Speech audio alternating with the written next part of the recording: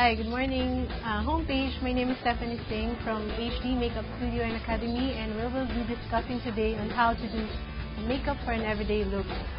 The model for today has a morena skin, and we will be demonstrating on how to do makeup for a morena.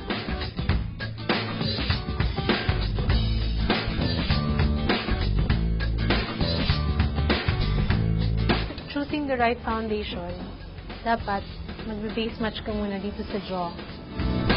So pag nilagay mo dyan, dapat mag-fade yung color. Magiging one color na lang siya ng face and the body.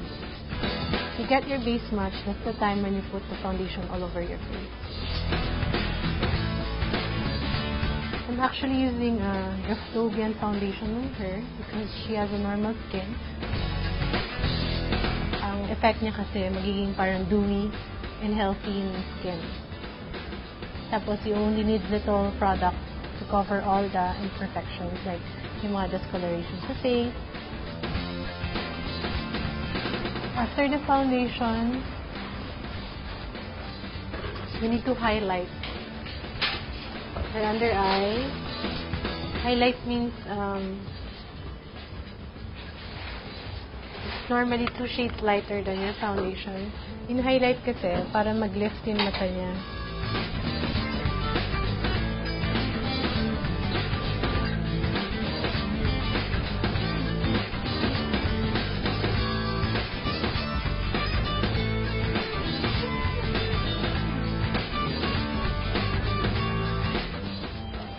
We put the blush.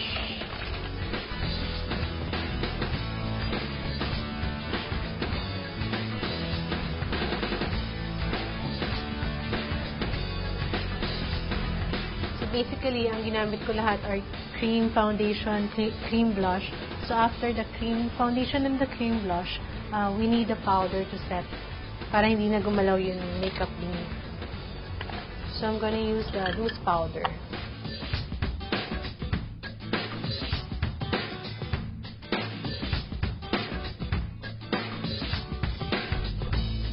Kita mo agad yung difference from the before.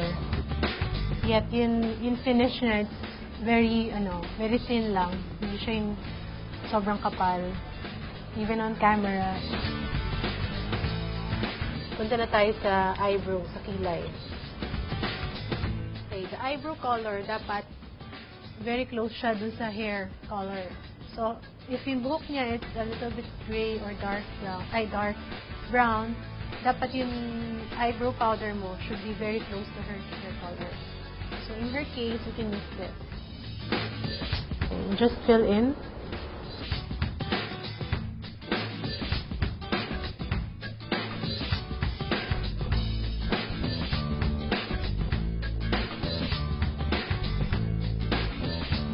So dahan-dahan lang. Hindi yung biglayin na maglalagay kayo ng color sa eyebrow nyo kasi it's gonna be very thick. Mas mahirap siyang bawasan. So, mas maganda is that you layer. Kung kulang, dagdagan. Sa eyes, before tayo maglagay ng eyeshadow, kailangan natin maglagay ng primer. Para mas maging long-lasting yung eyeshadow, tsaka mas kumapit yung mga eyeshadow natin. Si Ruby, she has a close-set eye. So, ang gagawin natin, close-set means medyo magkalapit yung dalawa ng mata. Nalagay tayo ng eye base para kumapit yung mga eyeshadow. All over the eyes yan, ha? So, for a morena skin, we need colors ng eyeshadow na neutral lang. Bawal lang green, anything blue. So, for her, I'm going to use a beige. Ka-highlight ako here sa brow bone. I'm going to highlight the lid.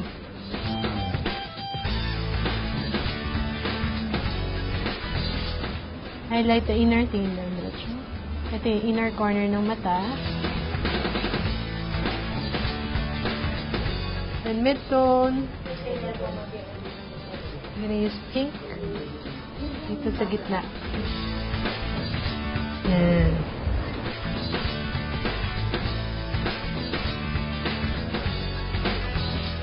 So, you have to blend in mga sides. Lastly, magkukontour tayo. I'm going to use dark brown dito sa may crease area.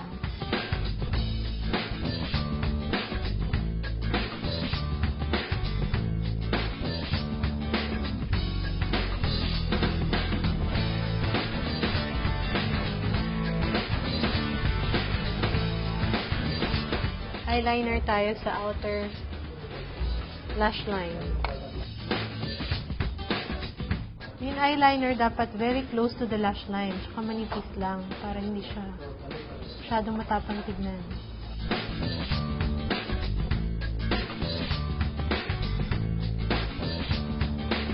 Tapos curl natin yung lash niya. Kung gusto mo ng volume, yung paglagay mo ng mascara should be pa horizontal.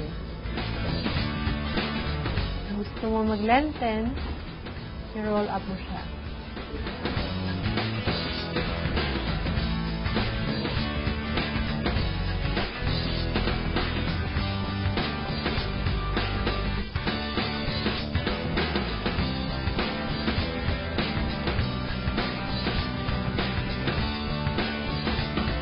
Lagay yung sa mga morena yung medyo highlight.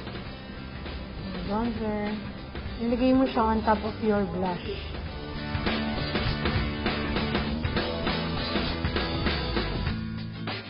Lastly, the lip liner. Lip liner dapat all over the lips ang lagay.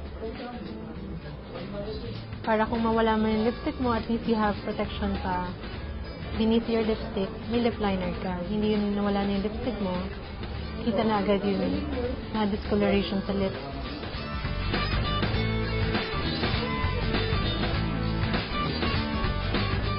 For the lip color, dun tayo sa medyo neutral lang.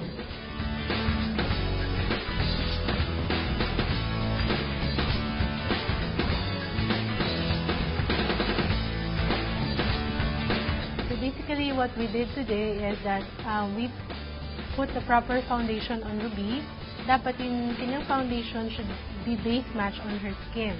Hindi pwede mas maputi yung kanyang face rather than her body. Tapos, another important part is the durability. Kailangan maglalast yung makeup natin kahit hanggang 12 hours. And that's how you do a makeup na that would last for the day. Mas konti lang yung retouching para mas matipid tayo with the makeup.